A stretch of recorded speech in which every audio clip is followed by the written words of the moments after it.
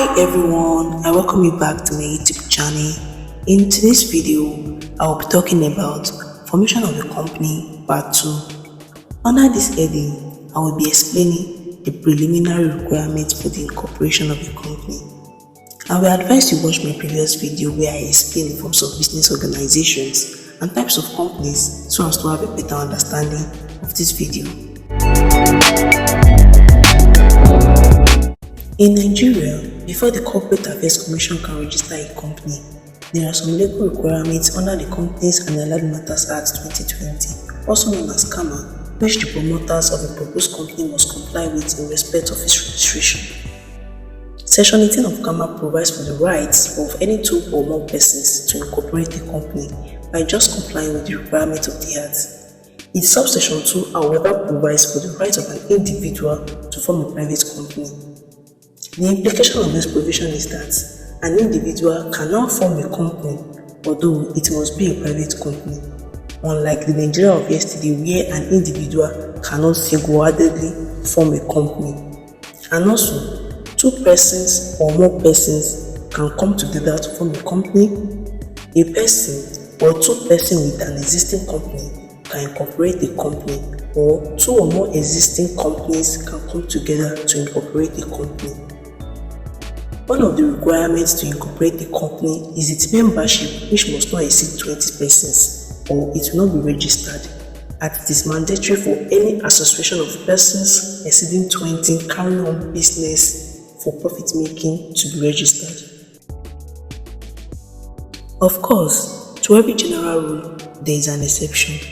The exception to this maximum membership is where the association is a cooperative society registered under any enactment in Nigeria, or a partnership for the purpose of carrying on practice as legal practitioners or accountants. So in effect, any association of persons exceeding 20 besides this three shall not be registered and shall be illegal, as it was said in the case of Akinlosi and others or Society and others, wherein an unregistered association of persons exceeding 100 approached the court to settle their differences. Of course, they lacked the local standing and the court declared the association to be illegal. Another requirement to incorporate a company is capacity, notwithstanding the provisions of Section 18 which provides for the rights of persons to incorporate a company. Pursuant to Section 20 of CAMA, certain categories of persons are prohibited from forming or joining in the incorporation of a company. There, a person under the age of 18 years cannot form a company. He may, however, join in the formation of a company where two other persons not disqualified under the Act have subscribed to the Memorandum of Association. A person of unsound mind cannot form or join in the incorporation of a company.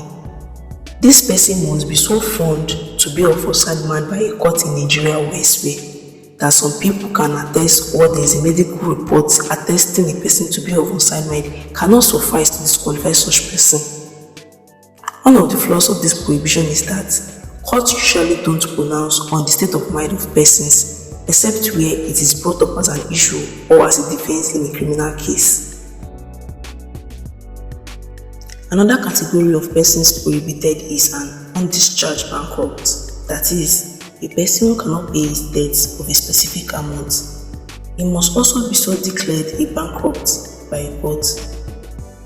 As persons is to bankruptcy, a company is to insolvency. Notwithstanding the right of a company to join in the formation of a company, an insolvent company or a company in liquidation is prohibited from joining in the incorporation of a company. Another category of persons disqualified is persons who are disqualified from taking part in the management of a company or from being a director of a company for the period of such prohibition, which usually does not exceed 10 years. Please note, a foreigner or a foreign company is not prohibited from joining in the incorporation of a company. They are, however, subject to the provisions of any enactment regulating the rights and capacity of aliens to undertake or participate trade or business in Nigeria. Besides the maximum membership and capacity, there are other legal requirements the promoters must comply with before the proposed company can be registered, which are the name of the proposed company, the share capital, the memorandum and article of association, and such other documents that must be submitted to the Corporate Affairs Commission. A proposed company must have a name because it is the name that will distinguish it from other companies. In choosing a company name, it is important to note that there are certain names that are prohibited, such as a name already allocated to a company, and a name similar to an existing company cannot be chosen. In the case of Niger Chemist versus Nigerian Chemist, the plaintiff has been carrying on business as a chemist under the name Niger Chemist and had registered same as a limited liability company. Subsequently, the defendant formed a firm carrying on exact business under the name Nigerian Chemist. The plaintiff sought for an injunction to restrain the defendant from using the name Nigerian Chemist. Of course, the relief was granted.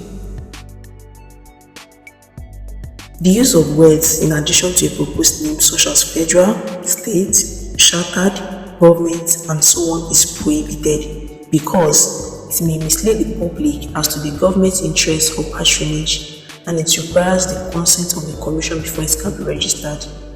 Please note that the liability warning must accompany the proposed company name so as to guide the public as to the nature of the company they are dealing with, whether it is a private or public limited liability company or unlimited company or a company limited by guarantee.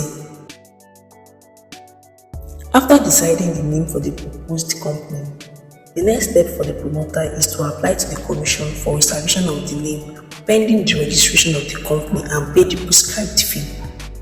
The reservation period lasts for 60 days, upon which the registration will have been completed. And in the event of any delay in the registration after the lapse of 60 days, the promoter only needs to reapply for another reservation period of 60 days. Evaluation of the required documents for registration is the next thing a promoter should do, of which include the articles of association containing the regulations, rules, and procedures for the smooth running of the company, which must be signed by the subscriber to the Memorandum of Association. The second required document is the Memorandum of Association containing the necessary information about the company, which must state the company name, that the registered office address shall be situated in Nigeria, the nature of business or businesses it is authorized to carry on, that is, the object clause, if any, the restrictions on the powers of the company, whether the company is a private or a public company, the liabilities of its members, whether it is by shares or by guarantee or it is an unlimited company. Where it has a share capital, the amount of the minimum issued share capital and other requirements under Section 27 of the Act. The memorandum must be signed by each subscribers in the presence of at least one witness who shall attest to the signature and it shall be stamped as a deed. Other required documents are the notice of address of the registered office and the head office, if it is different from the registered office, the statement of the authorized share capital, the statement of the proposed directors containing their consent to act as directors, the statement of compliance by the applicant or its agent that the requirement of the Act as to the registration has been complied with.